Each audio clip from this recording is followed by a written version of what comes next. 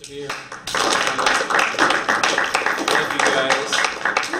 I'm here because I've never played with him before, and he wanted me to play on a couple of tunes tonight, so this is my rehearsal. Well, that's technically not correct because Steve used to play in my first band here in New Orleans before I moved, which was so fun. Jason Marcellus was in that group, and you and Rex Gregory. That was a fun band, man. Yeah, that was a a good great time. Very challenging music too. Yeah. You were writing different stuff back then. Yeah. It was like, basically like showing, never mind, I'm not gonna say it like that. Okay, yeah. But yes, I've calmed down a little bit, as far as how fast I play. I've only, but how passionate I play, that hasn't changed. So anyway, it's really great to be back in New Orleans. I feel like this is a place where I really, it's kind of like I spent my formative years here, so New Orleans has always felt like a second home. I'm originally from Houston, and then after high school, I came here, and these guys were gracious enough to give me the Basin Street Scholarship, so nice. I was able to really just have one of the best educations I could definitely have in one of the best cities across the world, New Orleans. However you feel about that. Yeah. Oh, okay, word. Yeah, that's what's up. But now I live in New York, and I've been in New York for like 13 years now, and it's been such an amazing journey in so many different ways. When I was here, I definitely considered myself a jazz musician, as you will. I don't anymore, and hence the name FKA Jazz. And FKA Jazz I use as a moniker, as kind of like a nickname of who myself.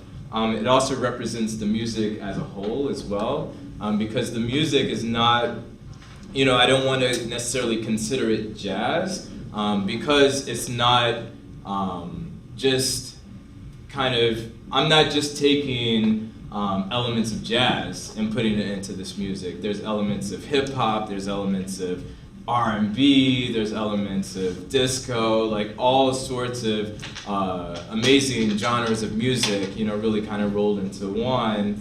And so therefore, it doesn't make sense for me to call it jazz. But it does make sense to call it formally known as jazz, because I feel like the music that we consider American music as a whole really comes from the foundations of jazz, and no matter how simple or how complicated the music is that we're listening to today, those tenets, or like those elements, really come from jazz. And I feel like as a jazz musician, I was able to really begin to appreciate other types of music a lot deeper, And so at one point, this was probably 2009. I was like, let me forget about jazz for a little bit, get back to the music that I really love, or grew up with as well, which was hip hop, which was electronic music, and I started this group called Pax Humana. And Pax Humana was literally like me and a homie of mine, this guy Brian Lindgren, who's an amazing electronic music producer, and we teamed up to create this group, and we did a ton of production. This is basically where I learned how to use Ableton Live. I learned how to be a music producer and really kind of step away from the idea of just being a musician, and really learning how to, think of music not from just the perspective of how to make music, through composition or just through, oh, sorry. Let me turn off that.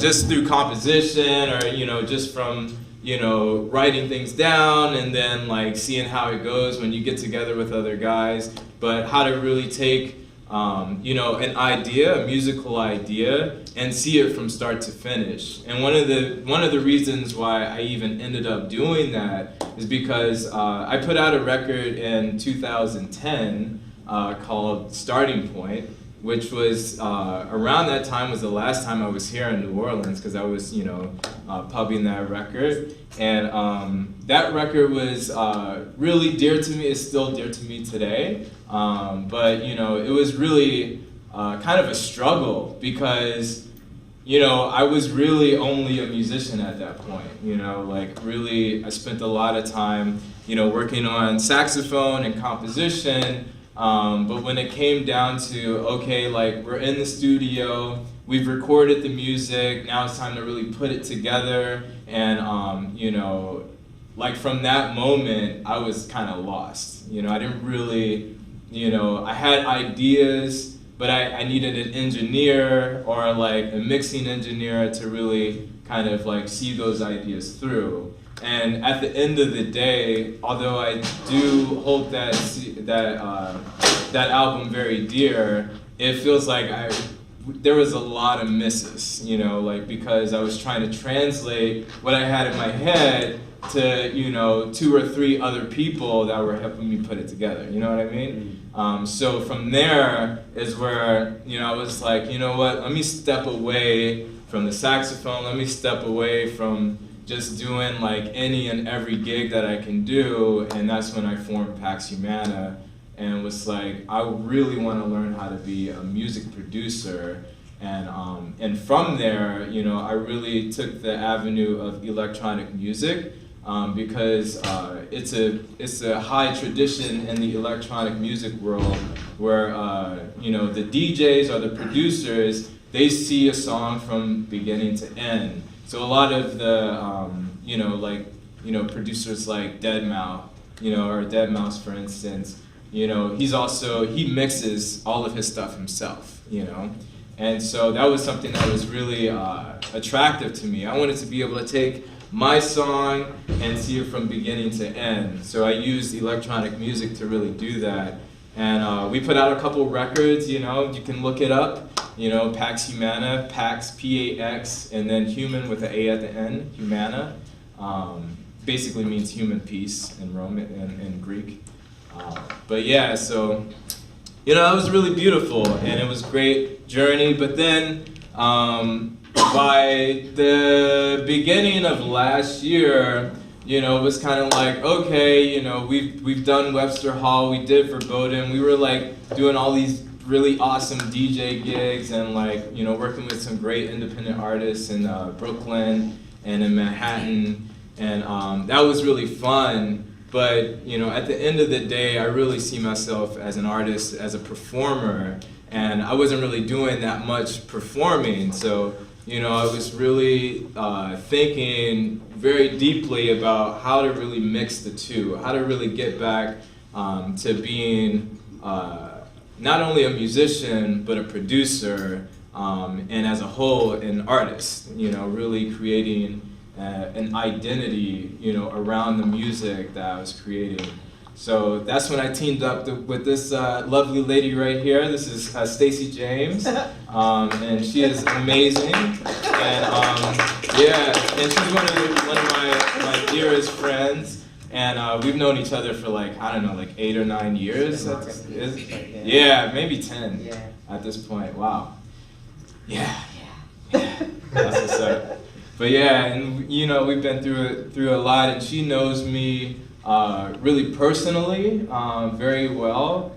So when it came down to having somebody that had the ability to not only have the marketing genius that she has and the branding genius that she has, but also really understand me as a person and as an artist, you know, it was such a good fit, and we've been, you know, road dogs ever since. Yeah. And so yeah, you know, at that point, you know, we were really talking, and I had this opportunity to DJ for like this opening act for like this hip hop artist, and I was like, you know what, I'm gonna like do a bunch of remixes, and then I'm gonna have my saxophone on stage with me, which was the first time I had ever done that. Duh.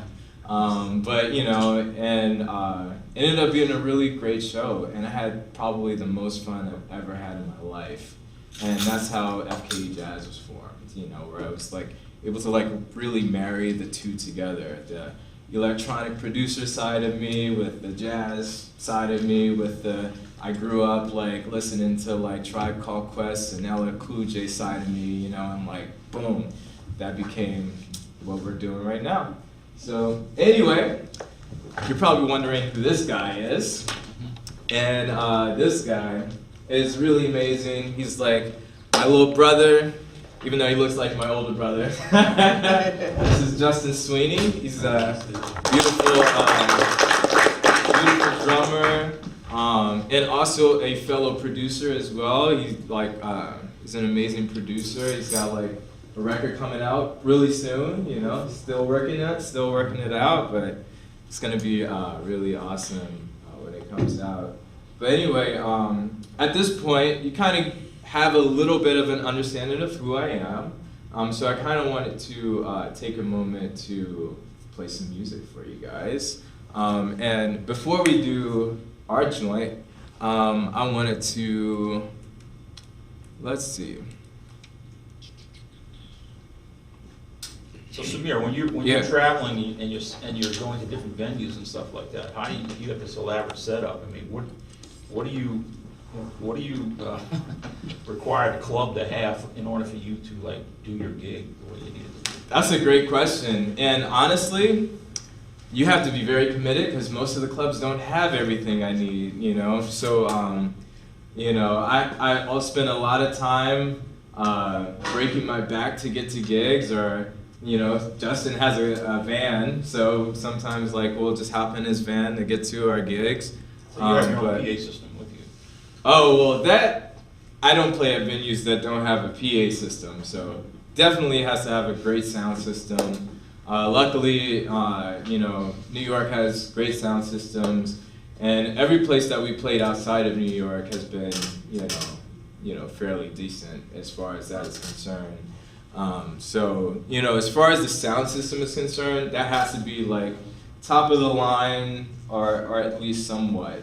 And then everything else, you know, like I have like 3 bags, you know. One bag is my saxophone, one bag has all this stuff in it, and the other bag has all my cables, you know. So it's a lot to carry around.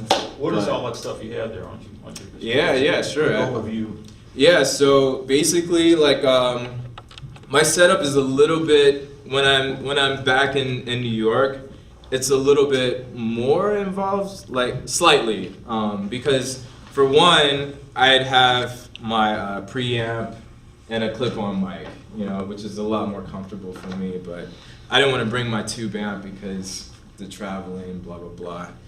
Last thing I want to do is get back home and all my shit's fucked up. You know, just keeping it real. But what I have here, aside from that, so with you know, my saxophone sound, I usually have it's called the Harmonist. It's by Boss. It's basically like I mostly use it not for what it can do is like harmonize, you know, like so when I play a B, it'll play like a 4th up or a 5th up, something like this, you know. But it also has a really great detune effect. That works really great as a kind of like a chorus sound, and that I really love that sound, so I use that, and that goes from that to a delay pedal by Moog. It's a really beautiful like analog delay pedal.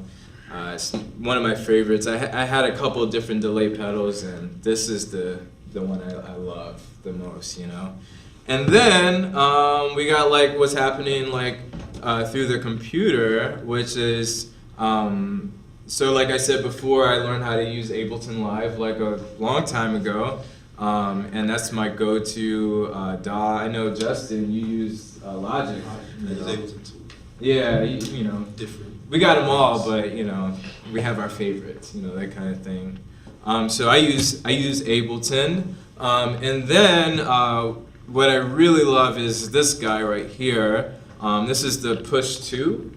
So I'm sure some of you guys have heard of this. It's basically like a DJ controller, and it works as an instrument as well, you know, so it's like really, really awesome, and I love it so much. And then also just like a very, it depends on the gig. For traveling, I use this guy. It's like a really simple Akai Midi controller, which I have like some different presets that I created, like so like all these knobs work for different things that you'll hear as we perform. And then the interface that I use is Universal Audio Apollo Twin. It's really great. It's really like one of the best sounding interfaces I've gone through. Like I think the first interface I ever had was like this Onyx by Mackie, and then I had like a Mode 2, a bunch of different ones, and then I finally got this guy.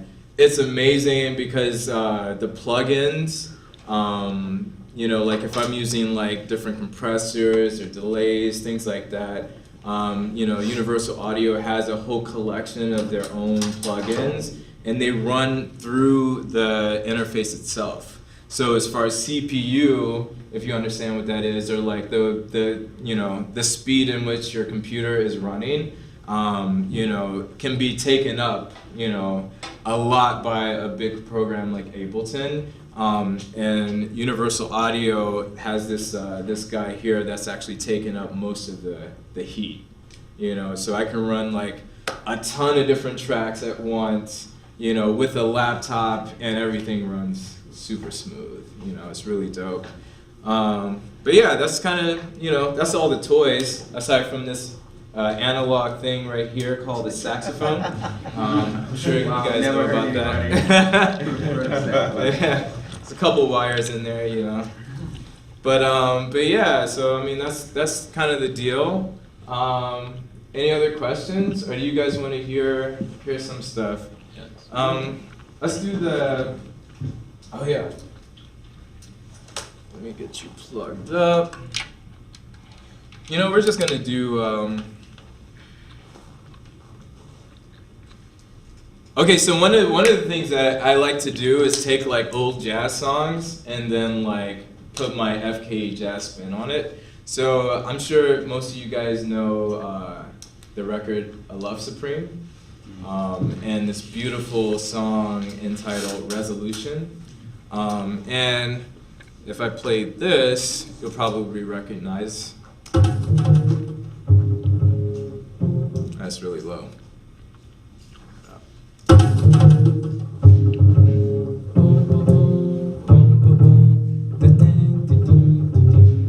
You guys know that, right? Yeah? Yep. Yeah. Ah, you guys are listeners. I like that. Sorry. Okay. So I took that. You hear it click? Dope.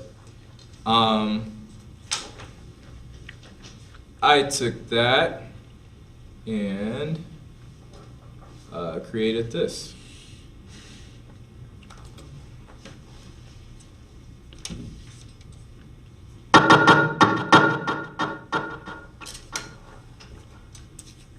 I'll wait for this. This is the fun part. You get to do whatever you want. She's the only one who laughs at me. Because I'm corny as fuck. Check it out.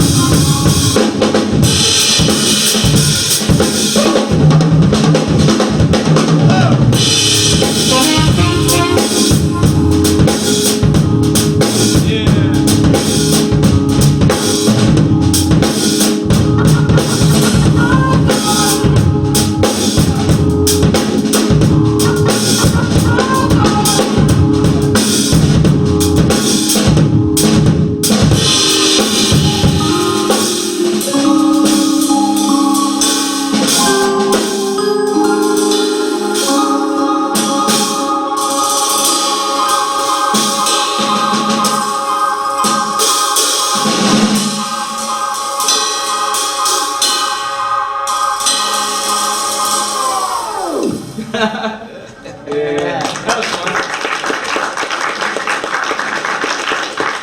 So to answer your question, I definitely need a sub, because that shit was so thin. But you know, we did our best, Oh, wait, that wasn't resolution. That was definitely not resolutions. That was resolutions with the light. That's what's up. Oh, there we go. Yeah, I'm like, what the hell's going on? But anyway, so hopefully that lightened up the mood a little bit, because you guys look extra serious at first. Now you guys got a couple smiles on your face. So I'm feeling a little bit more comfortable too, because I got to express myself in a deep way. You got to hear this beautiful guy right here, right? Yeah. Please give it up. Go ahead and talk a little bit about the in the crack stuff you're doing. Yeah, that's you know, the drum, you know. Yeah. You know, like the little way pushing and pulling and laying in the back. You're playing to a click. What are you hearing? You click like quarter notes or what? Yeah, the track is there, but it's low, but it's really just the click that I'm playing to, which gives me the freedom to do all of that. Right. Laid back, not really in time stuff. Right. But it comes from Dilla, like you said. You know, Slum Village, Common. You know, Questlove, famous drummer, he's famous for that. Daryl Jones, who's really famous for that now. That's like his lane. So you know, that comes from practicing with the click, laying back. You know, the click gives me the freedom, like I said, where I can just like focus on laying back and letting the, because if you heard in that one section, it's blah, blah, blah, blah, blah, blah, blah, that's not in time at all, other than on the one. Yeah. So, you know, just hit the one, you know, that's all it is. Put pretty stuff in between. The layman's term, pretty stuff. All right. So yeah. So it's like using like pre-recorded material like you have going on, but still including like improvisational sections. Is it just as simple as just having like certain sections looping, or are you conscious like I got 32 bars to blow or something like that? Oh no. So yeah. So the really great thing about Ableton Live is that, you know, it's really made for performance. You know, which is why it was kind of my go-to, because I wanted to have the ability to produce a collection of music, but then also be able to take it right to the stage. You know, so that's what Ableton is really great for. It's really built for that. And one of the there's basically two sides of Ableton. There's the session view and there's the arrangement view. And I actually like a lot of loop DJs. You know, they'll use a session view because you can take like basically blocks of material and then like kind of like, you know, measure it out and then kind of like have it go, you know, as long as you want and loop things and then go to the next, you know, scene and this and that. I actually like to use the other side, which is the arrangement view, because you can do a lot of the same type of looping, but then, you know, I have a lot more flexibility with being able to go from track to track and like adding new stuff on top of things, you know, and then also like just being able to just kind of see my map. You know, it's almost like sheet music for me, the way I'm looking at it versus like, you know, just like actually looking like at a page with like form and stuff on it. Like, so I kind of like to look at it from that perspective. So a lot of it has to do with that. but as far as what's going on, like the way I'll usually like create a session, it depends because you know, a lot of times I'll have a bass player too. So you know, for this, since it's like kind of just the two of us plus you know Steve later, you know, what I'll do is I'll like you know, basically create everything ahead of time. But then a lot of what you'll also hear is like I have a lot of playables, you know, so like different like synths that like I'll play, which you heard, different like samples that I'll like play, which you also heard, you know, and I'll mix the two. So, you know, you're not just hearing like us playing to like a backing track, you know what I mean? So like a lot of the synth-based stuff, like I'll like pre-record on my own and then like just have it there. But then I have the option of like taking it out and bringing it back in and this kind of thing. So it's really flexible in that way. Yeah. What's up? So you just take it in and or take it out and put it back in using different buttons on that push? So they're all like different.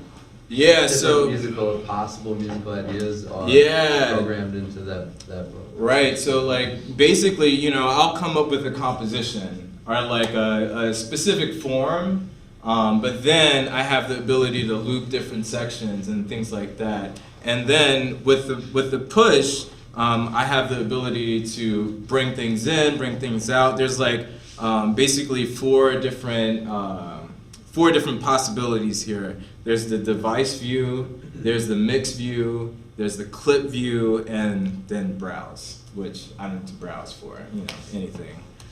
Browse is usually when you're like actually making the track, like you're producing. You can use it as a workflow option.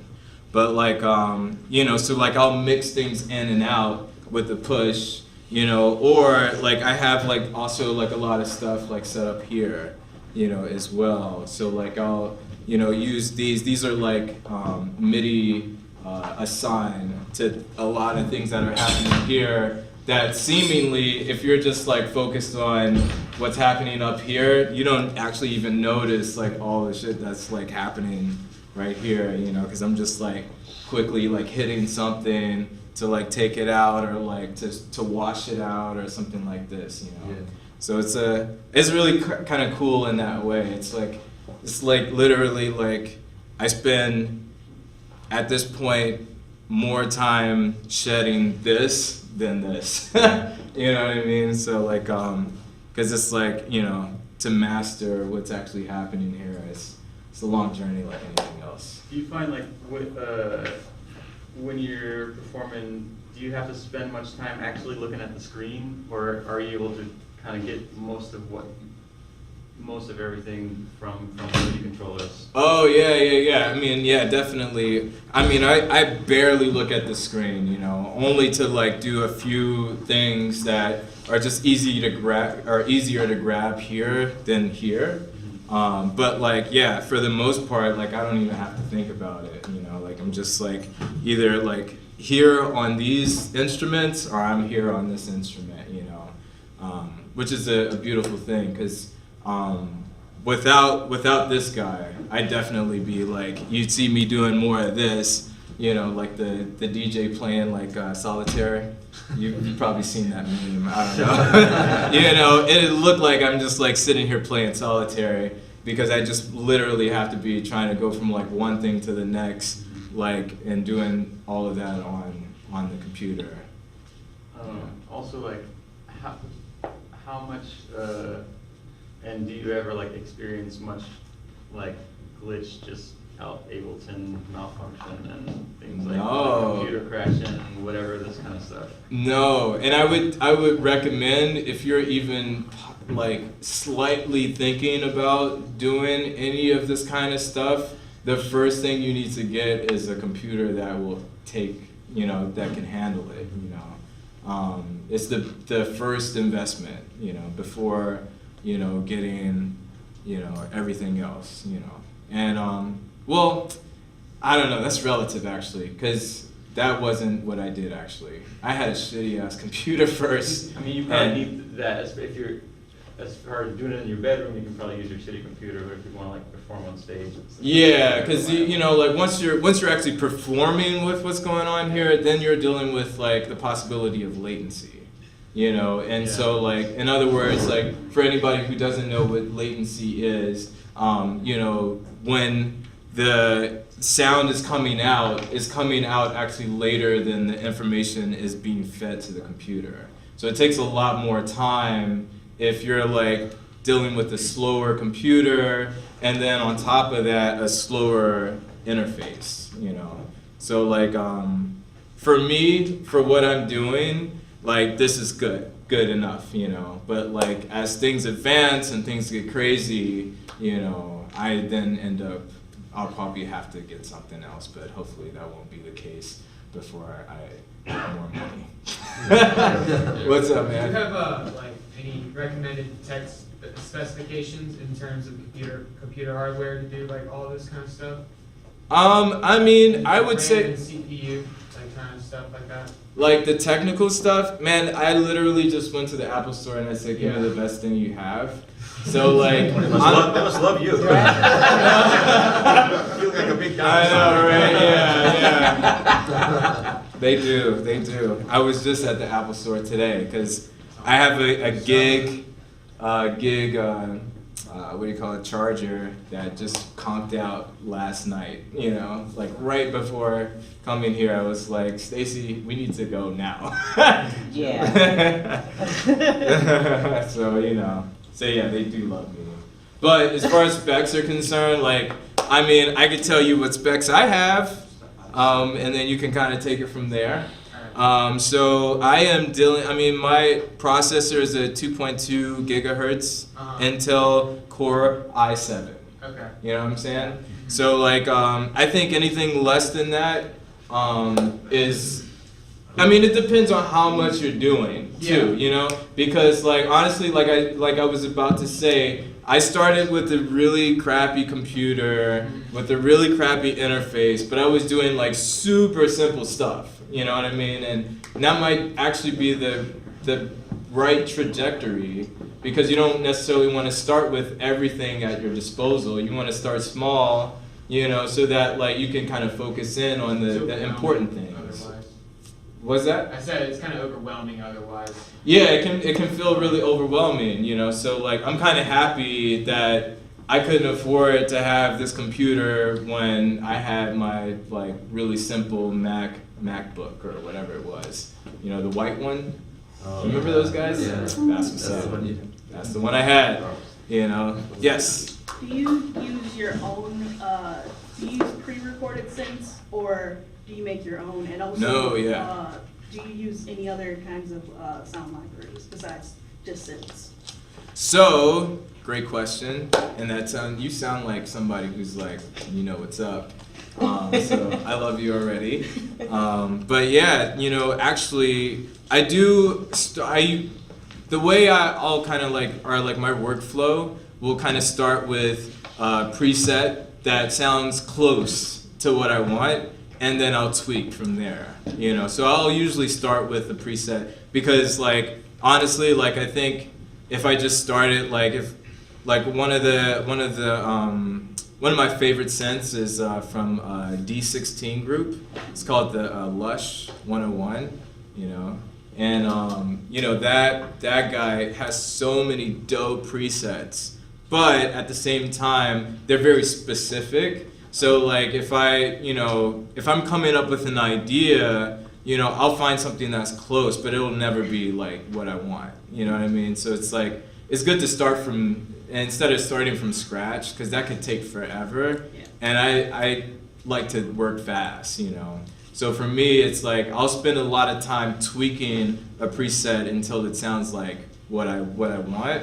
You know, it sounds like you know, kind of just my idea.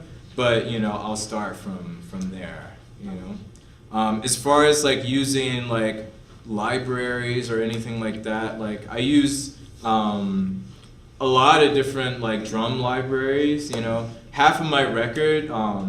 Actually, or most of my record, Justin's not actually on. You're on like 4. Well, 2 tracks, yeah, that's right. He's on 2 tracks out of 9, and the rest I did all the drum programming for, you know. And those tracks I use I have like a super extensive, crazy library of stuff that I've collected over, sorry, almost a decade. Let me turn that off. Sorry. Yeah, right in his ear, right? But yeah, so you know, I have like definitely an extended like library of stuff that I've collected over time. You know, like I have a lot of other producer friends that'll be like, yo, like I'm using this dope kick drum, you should totally take it. But then in the same vein, any sample that I get, I also make it my own. So like, and I'll do that with like, you know, you have the raw wave file, and then I'll tweak it with like different types of compressors or like, you know, different things, you know. I don't want to bore you guys with too much technical stuff, but you know what I mean? Like, it's all about like, you know, you don't want to just necessarily just throw things in, you know. It's all about like really creating a sound that's more close to who you are, you know, and that's not necessarily just gonna come from like just dumping stuff in there, you know what I mean? So, anyway, what's up? When you're playing live, do you incorporate like that FKJ thing when you like loop a bit of your saxophone, like put it through filters and stuff, or do you just stick? Oh, like looping saxophone? Yeah. No, I keep that all acoustic, you know, aside from obviously like my pedals, but like yeah, all of that I keep really like just like straight up, you get what you hear, what you see kind of thing. Because that, to me, in a way, is like, without really thinking about it too much, it was like, I kind of wanted to keep that pure, in a sense, you know, like, not really like mess around with that too much. But in the same, on the other side of the coin, when it comes to producing music, like, I'll go crazy, you know, like, so there's like certain tracks on the record where like, you know, I have like different harmonies that like I recorded, you know, and things like that I'll manipulate, or I'll take like a saxophone line and I'll create it or make it into a synth, you know what I mean, to create a specific sound. So, you know, when it comes to that, you know, I'll go like nuts. But when it comes to live performing, I want to feel like I'm like in control of everything that's happening here, you know. So like I don't really do too much looping. Not to say that I won't in the future. Who knows what's gonna happen? But for now, everything is happening live on the saxophone.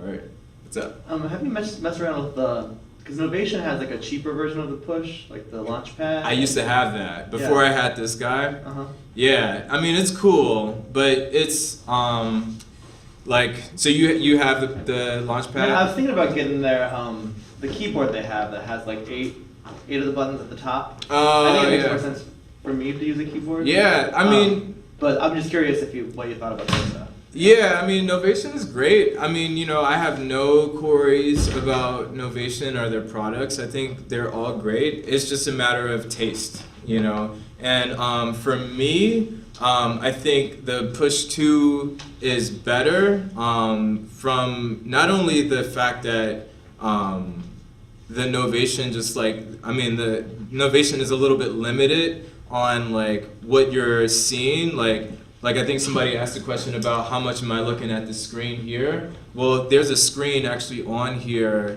where like I'm seeing like the different samples that I'm playing, and like so a lot of that is really cool. And then this is really made specifically for Ableton Live. So, and it just feels really good. It feels like an instrument, where the Novation to me really kind of felt more like a MIDI controller. This feels like an instrument, you know, like even just like the way the gel of the you know, different pads feel, you know what I mean? So for me it was just a matter of taste, you know, and quality in a way. Yeah. I don't know. What do you guys think? Any other questions? Yes. Can you talk more about that Apollo? So it has, Mm. I don't quite understand because I haven't gotten into it Okay. like you have, but I, at home, just do some recording and just have like a little interface, like a simple like 2-channel Yeah. interface. So, but this interface has channels and effects in it that it sends to the computer. Yes. So like basically the simplest way to put it is that this interface has a computer in it, and so like the plugins that I'm using, specifically the universal audio plugins that I'm using, the computer that's in here is actually operating those plugins versus this guy, my actual computer, having to operate them. So it's freeing up a lot of CPU. It's freeing up a lot of work that the laptop has to do versus like this guy being able to take a little bit of the heat. You know what I mean? Yeah. So does that make sense? I think so. Do those plugins display on the Apollo, or they? No. They play on. They haven't gotten that dope yet. Okay, I was You should send them I was an wondering email.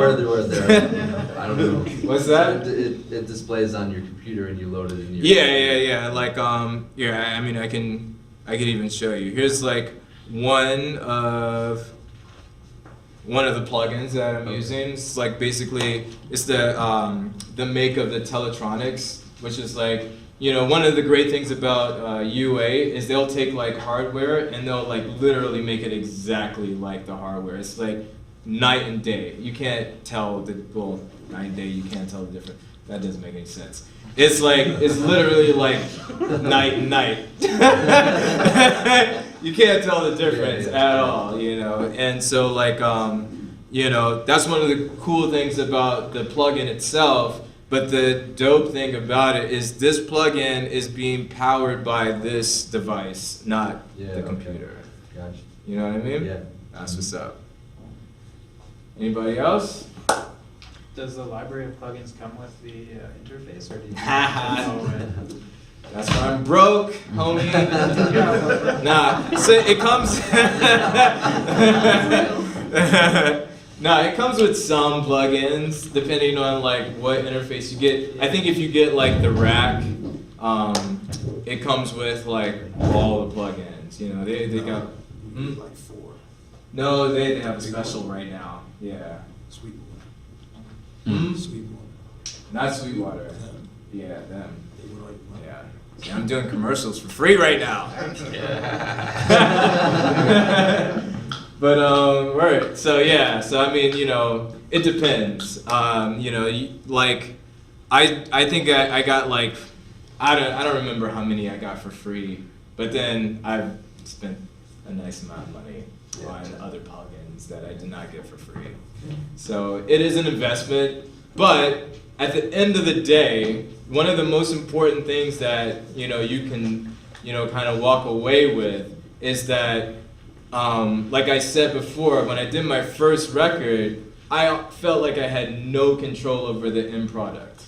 When I did that record, Stereotype Threat, I had all the control. I produced, I mixed that record, and so that was the end game. Was I did not spend a dime in the studio. That record was done in my living room, in his living room, and then like my bass player's living room. Like we pieced that record together with like not a dime spent. So it is an investment from that perspective. I wouldn't have paid a dime on any of those plugins if I didn't really have that kind of understanding. So, although it's really awesome to be in a studio, and that experience is very like, you can't really replace that type of experience. At the same time, it's so fun to like piece things together and see like a composition that you like visualize in your head like start to come together, with like you know, saying like, yo, I got this dope track that, you know, you gotta check out. Can you put some drums on it, you know? And here's the drum track that I created, but I want like the real deal, you know? And then him, you know, he has a background in engineering and has like a whole dope setup in his own home. So he's like recording, like you should check out his Instagram, it's crazy, you know? He does like these videos like where he's like, you know, he does covers and all this stuff. I don't know. I feel like I've been talking a lot, actually. You guys want to hear more from this guy? Yeah. I'm gonna just shut up for a second. What do you want to know? Yeah. I can talk about the Instagram thing. You have a question? What is your setup like as far as computer? Not as good as him. But I mean, I have an older Mac. It's like a 2012, but he spoke about the innovation thing. I use the Complete Control. And it doesn't have pads, it's just like a regular keyboard, but it controls, it's like the Apollo where it has plugins built into it, and it controls it rather than the computer. So I use that, and then I use drums, like real drums, and I mic them up. I use a Tascam interface, which is pretty inexpensive, it's probably like $300. But it gets the same thing done, as long as you know how to mix it, it'll sound good. Yeah. And in your performance is really what's important too. Yeah. Because if you have a shitty performance, it's gonna sound like shit afterwards. So. Makes sense. You do much with the triggers? No, I don't use triggers. I use the Roland SVD pad. Oh, right. I use that, and we have some samples that we trigger from the record. I do some gigs where I trigger whole songs. I just loop a song and we play to it. Yeah, if you check out my Instagram, which is just on drums, JUSS on drums, I do covers and I incorporate the pads in that. And sometimes I'll do like, I'll recreate a song where I'll sample the drums, or like I've done Prince tracks and I've taken the drums from the record and I've put it on the pads and I've played it there and I've put it on here too. So do a little bit of electronic and the live thing, just like him. Any questions about it? I got a question about the Apollo. I mean, if you spend all this money on plugins, if you ever want to sell it, can you sell it with all the plugins? No. Or is that like? It's the plugins are a part of your, you know, your membership, I guess you could call it. Oh, okay. So like the plugins kind of travel with me, but you know, if I were to sell this guy, they would basically have to start from scratch, you know, or with the free stuff that it comes with. So if you decide, if someone else comes out with, you know, a different brand that's not Apollo and it's a bigger, hipper thing, using different. I still, yeah. Yeah. It's like, basically like, the Apollo plugins work with Apollo. That's how they reel you in and keep you for life, you know? So like, it's like basically like, you know, I'm their slave now. You know? So yeah, what's up? Yeah, it's in Universal Audio, it's like, you have to write to them Yeah. and dislodge your account from that particular device if you sell the device. Yeah. Yeah, this is sort of like, they had these cards also that you can use in a, like a regular like tower computer or whatever, UAD1 and UAD2 cards, and that's basically got the UAD2, which is like. Oh, you're talking about the satellite, yeah, that's right. Right, yeah, so, but the account is separate from the device, so if you you can sell the device, or you can actually sell your plugins too, but you have to get it approved by Universal Audio. That's right, yeah. Yeah. That is true, you, see, Ed Peterson, this is why. I'm trying to tell you. You don't understand. You're in the presence of greatness. Oh man, come on. No, but I did own a UAD1 for a while, and you know, ended up selling it. And the plugins were beautiful. Yeah. And I just didn't want to fork over the bread for UAD2, so you know, and that was, you know, I found out it's the hard way a little bit. You know. Yeah. You couldn't just, that's like, called wisdom. just, like, knowledge through copy experience. You couldn't just like copy the plugins from your computer like went to CD Nah, or it's not something. that they got that. It needs it's to on be lock, SP from homie. the card. Yeah. It's not that simple. Yeah. But yeah, what time is it? Oh, it's 4? No, it's 3. Oh yeah, sorry. You know. It's probably where's my gym, man, so I. Yeah. Sorry, my computer is on New York time. So, any other burning questions, or do you want to hear us play something with Steve the Master? Yeah. Steve the Master. Master Mazakowski. You know. And you know, when I heard that track, man, it was like, you know, there was so many like different little sub tempos going on. You know? Yeah. It's hard for me to figure out like where's the beat in all Oh, this, you know? yeah. So I'm just gonna like watch you. You should have seen my keyboard player when he had to play it for the first time. Yeah. Yeah. And Just isn't on that track, you know, that's me. No, but there's like a lot of, it's a lot of different suggested sub tempos and meters and things like that. That's what's up. That's how we do it, homie. You know? Sorry, I'm kind of a nut. Let's see.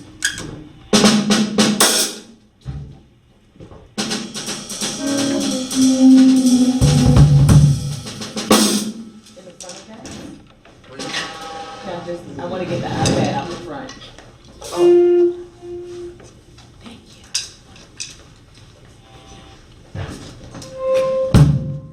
This is about to die. Oh really? I'll charge it for tonight. But I want to use my iPad.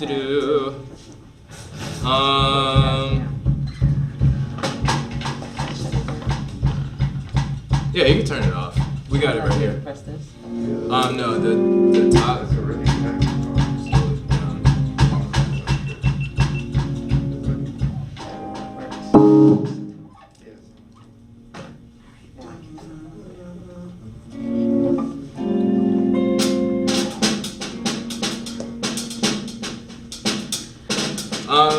Oh yeah, you know. You want to do that, or you want to go right into that? Yeah, so we're not even gonna do that at the gig. So Okay. we're gonna go straight into 11.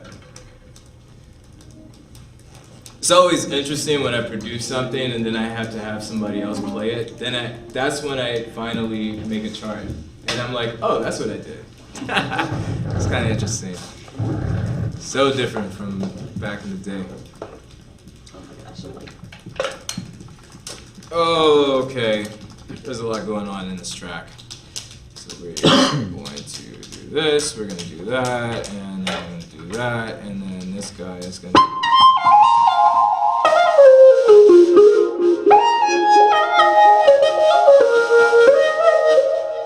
You good?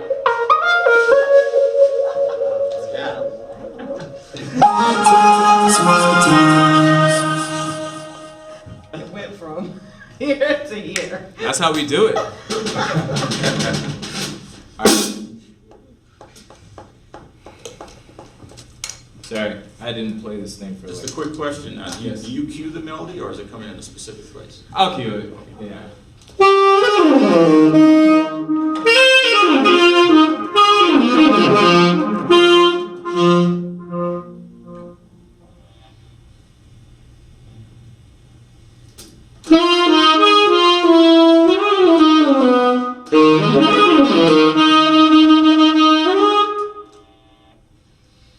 Okay. Let's see if we can do this thing. You know?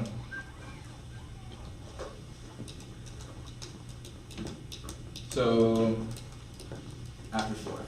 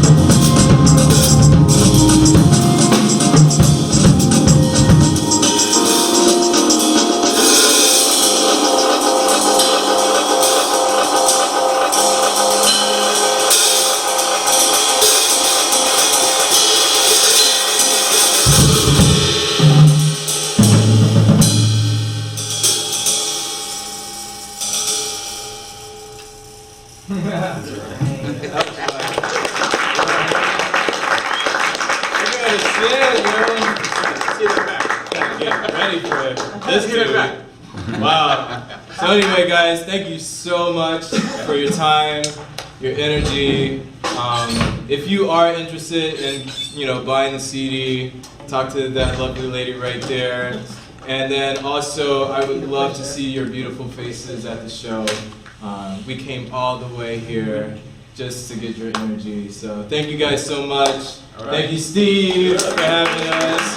Jason and Patterson for having us. And Peterson for being just the man all the time. I love you guys. Thank you guys. All right. Yeah, it's gonna be so fun, man. It's gonna be so fun.